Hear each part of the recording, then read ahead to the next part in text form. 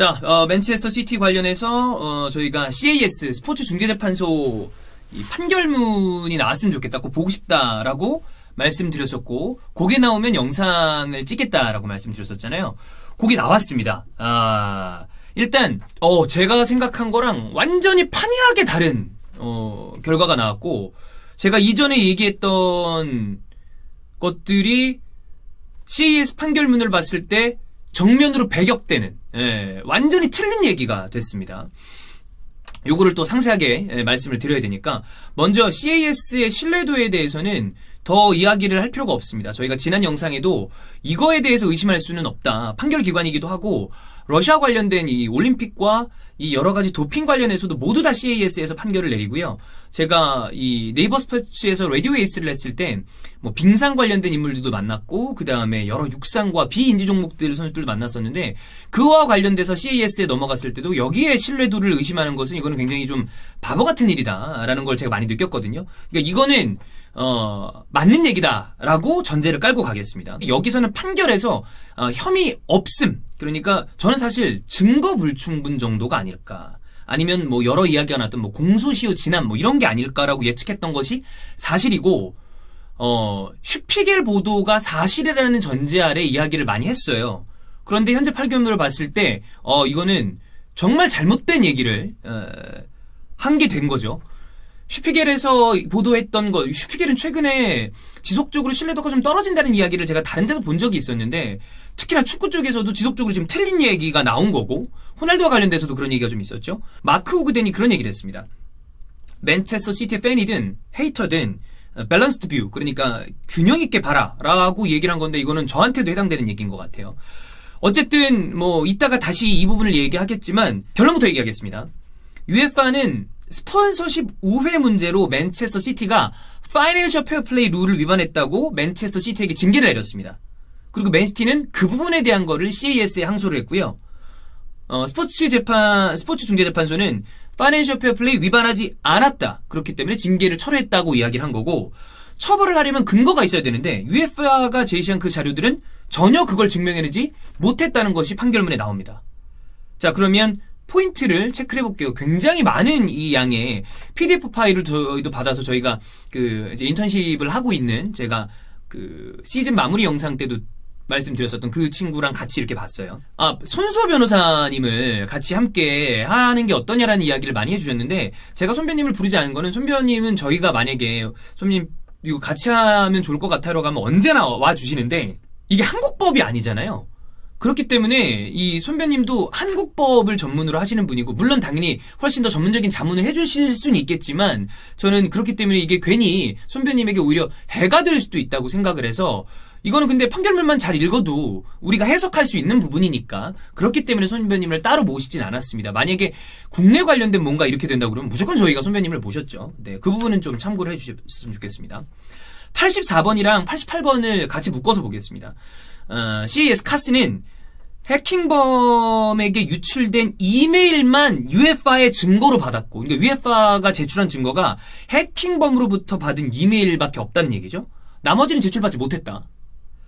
맨시티는 그 이메일에 대해서 원본 이메일을 제출했다고 하고요. 맨시티가 제출한 원본 이메일과 그 해킹으로 UEFA가 제출된 이메일을 비교해 보니까 선택이 되거나 삭제되거나 덧붙여진 경우도 있다. 이거는 바꿔 이야기하면, 원래 판결문은 따로 자의적인 해석을 하면 좀 이제 문제가 생기는 것도 있지만, 이거는 그냥 바꿔 얘기할 수도 있을 것 같습니다. 선택적으로 짜깁기가 됐다라고 얘기할 수 있는 부분이죠. 그리고 UEFA는 이 이메일을 본인들이 획득한 게 아니라 언론 보도로 접한 것이 유일하다. 그러니까 이거는 저는 슈피겔의 보도를 믿고 예전에 슈피겔의 보도를 영상화 시킨 적도 있었고, 이전에 만들었던 영상도 그 보도가 사실이라는 전제 아래 이야기를 했던 건데, 이거부터가 이제 문제가 되는 거잖아요, 벌써. 해킹된 이메일이다가 막 UEFA가 제출한 것도 막 짜깁기가 됐다 그러고, 이 부분에 대해서는 결과적으로 이게 뭐 이런 부분에 사실 이제 법률적인 부분에 대해서는 굉장히 좀 중립적으로 이야기할 필요가 있는데, 이거는 제가 편향적으로 방송을 이게 만들게 된 거 아니에요. 이거는 제가 사과드릴 부분이 분명히 있습니다. 이건 이런 식으로 판결문이 나올 거라고 사실 솔직히 얘기하면 예상을 못했고, 이러면 이거는 제가 틀린 얘기를 한 게 된 거니까요. 자, 어쨌든 심지어 UEFA가 제출한 이메일 중에서도 10년 전 자료, 그러니까 파이낸셜 페어플레이 룰 시행 전 자료도 있대요. 그러니까 여기는 도대체 뭐 하는 데인지 잘 모르겠습니다, UEFA. 그리고 87번 보겠습니다. 해킹된 이메일은 증거로 채택되지 않을 것이고 원본 이메일만 증거로 삼을 건데 판결을 위해서는 해킹된 이메일 역시 참고할 수 있다 라고 이야기하고 있습니다. 그러니까 해킹된 이메일도 참고할 수 있다. 그거 해킹됐기 때문에 채택을 아주 안 하는 게 아니라 참고할 수 있다. 그리고 289번이 이제 결론인데요. 에티하드 스폰서십 계약은 문제가 없고 법적으로 유효하고 요거는 괄호. 이거는 이제 해석을 좀 편안하게 하기 위해서 우회 스폰서십이라고 의심을 받았던 HHSM 혹은 ADUG 여기와 에티하드는 관련 당사자가 아니다. 즉 이거는 우회 스폰서십 문제가 없다라고 얘기를 한 겁니다. 자, 그럼 정리를 해보죠. 자, UEFA는 맨체스터 시티가 스폰서십 부풀리기. 그게 너네 이게 우회해서 이거 한 거 아니냐. 징계 처리를 했습니다. 그것 때문에. 근데 맨체스터 시티가 항소를 했죠. 카스에. 그리고 이제 항소를 하면은 각각 자료를 제출해야 될 거 아니에요. 카스에 UEFA가 제출한 게 본인들이 문제 삼았던 기간과 어긋나는 기간의 메일, 그리고 해킹된 메일, 혹은 해킹된 메일을 짜깁기 한 메일을 증거라고 낸 거예요. 근데 카스가 그걸로 봤을 때, 그리고 원본 이메일, 맨체스터 시티는 원본 이메일을 냈을 테니까 그걸로 봤을 때 이 상황은 문제가 없다. 네, 전혀 문제가 없다고 얘기하는 거죠. 그러면 이제 사실 이 영역과 지금 이후에 얘기할 영역은 분리해서 생각을 해야 된다고 생각을 하는데 일단 말씀은 먼저 드리겠습니다. 그러면 이제 많은 사람들이 그런 얘기를 하죠. 그럼 맨시티는 어떻게 돈을 그렇게 많이 쓰냐라는 이야기에 당면을 하는데 일단 맨체스터 시티의 수익 자체가 굉장히 많이 늘었습니다. 딜로이트 머니 풋볼 같은 데 보면 맨시티 수익이 이제는 상위 10손가락 안에 들어가는 클럽이 됐습니다. 그럼 이제 여기에 대해서 그 수익이 스폰서십으로 우회된 게 아니냐라고 이야기를 한 건데 스폰서십으로 우회된 게 아니다라고 카스가 얘기를 했고 저는 이전 영상들에도 카스의 판결은 이거는 믿고 봐야 된다라고 말씀을 드렸었잖아요. 그럼 이제 비용의 문제가 되는데 그런데 이 구단주가 처리하는 이 비용 부분 중에 파이낸셜 페어플레이에 이 저촉되지 않는 부분이 꽤 많이 있습니다. 이 부분이 포인트가 되는 거죠. 그러니까 이 부분이 과연 도의적으로 맞냐 안 맞냐는 우리가 지금 무죄다 이 무죄가 아니다와는 별개의 영역으로 봐야 됩니다. 그러니까 이렇게 얘기되면 이거는 이제 결국엔 파이낸셜 페어플레이로 얘기가 돌아가기 때문에 지금 오늘 이야기할 거는 카스의 판결문을 보는 거고 이 부분 그러니까 다른 부분으로 파이낸셜 페어플레이에 적용되지 않는 부분으로 돈을 쓸 수 있다라고 얘기하는 거는 이번 판결과는 별개니까 이번 판결만 놓고 봤을 때는 파이낸셜 페어플레이 룰을 위반하지 않았다가 되는 거고 맨체스터 시티는 파이낸셜 페어플레이 룰을 위반하지 않았고 다른 방향으로 본인들의 수익을 사용했기 때문에 결국엔 UEFA가 징계를 내린 거는 파이낸셜 페어플레이 룰을 위반으로 걸었는데 제도로 위반하지 않았으니까 징계가 없어지는 게 맞죠.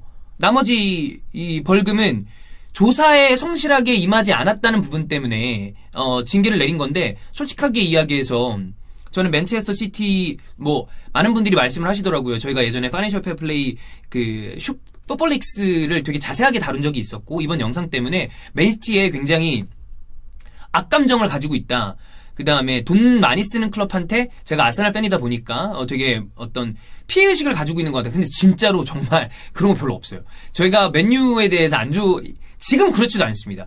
예전에 그런 감정 가졌던 거는 예전에 제가 축구를 어렸을 때 많이 좋아했을 때 라이벌 구단이었기 때문에 그런 거고 솔직히 얘기하면 전 맨체스터 시티 축구는 굉장히 재밌게 보고 있고 펩이 좋은 감독이란 거에 대한 얘기는 정말 제가 되게 많이 자주 하는 편이잖아요.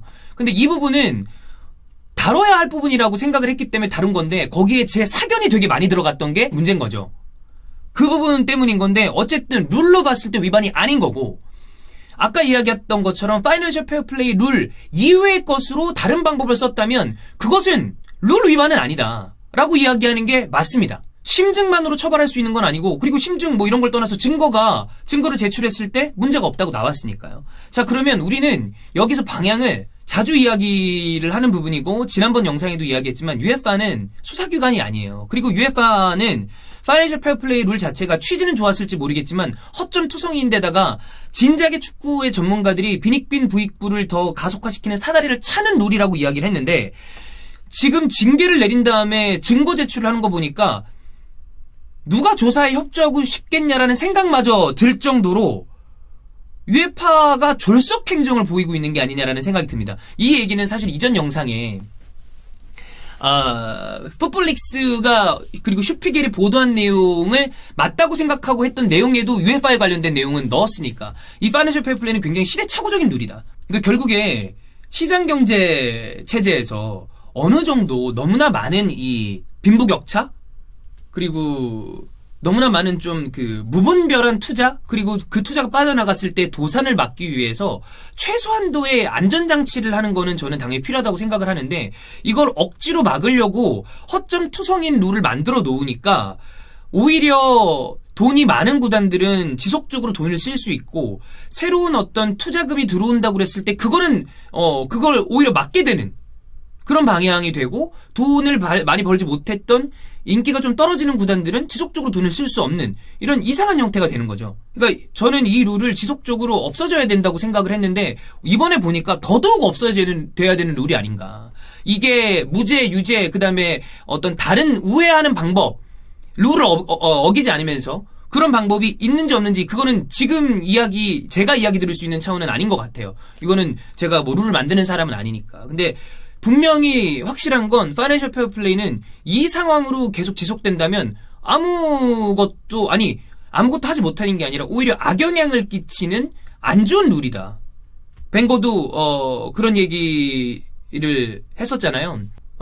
다른 방법이 있는 그러니까 지켜지지 않을 룰을 만드는 것은 그게 오히려 최악인 경우가 있다라는 이야기를 했었는데 그렇습니다. 어쨌든 사실 이전 영상에는 분명히 제가 슈피겔의 보도가 맞다고 생각을 하고 영상을 만든 부분이 있었기 때문에 편향된 영상이었음을 분명히 저도 느껴요. 근데 이번 그 마크 오그덴의 얘기처럼 그 부분에 대해서 룰 위반과 법률과 관련된 것과 어떤 그런 거는 분리해서 생각을 해야 되는데 그 부분은 제가 생각하지 못한 부분. 이건 확실히 제가 문제가 있었던 상황이고 이번 판결문이 나오면서 어쨌든 룰은 룰인 거고 그것을 위반하지 않은 거에 대한 어떤 이 이야기는 더 이상 할 필요가 없잖아요. 카스에서 얘기가 나온 거기 때문에. 그러면 맨체스터 시티는 앞으로의 어떤 행보나 이적 시장에서 더욱더 가속을 낼 수 있는 아마 이런 상황이기 때문에 회계장부에 전혀 문제 없이 지속적으로 강력한 투자가 가능할 것이고 그런데 이 판결이 무죄다 유죄다를 가지고 이야기하는 건 이제는 틀린 이야기다. 이미 무죄임이 카스에서 나왔으니까 이렇게 정리하면 될 것 같습니다. 그 손변님과 이제 수호 미스터리 극장을 하면서도 법리적인 해석은 판결문을 베이스로 한다. 그리고 그걸 베이스로 하는 걸 직접 제가 옆에서 보기도 했고 그걸를 생각을 했어야 되는데 슈피겔의 보도가 사실이 될 거다라는 이 생각이 머리에 강하게 있으니까 그 영상을 만들 때도 그 다음에 판결문을 볼 때도 그게 맞을 거야라는 어떤 그 의견이 계속 지속적으로 들어간 것 같아요. 그것 때문에 사실관계 혼선을 드릴 수 있는 부분도 있었다는 거. 이거에 대해서는 저희가 정정을 하고 사과를 드리겠습니다. 이후에 어떤 법리적인 해석이 필요한 부분이 또 영상화가 된다면 그때는 훨씬 더 있는 사실만 가지고 그리고 또 한국법과 관련된 거라면 당연히 손변님을 모시고 더 명확하게 그리고 클리어한 영상을 만들도록 하겠습니다.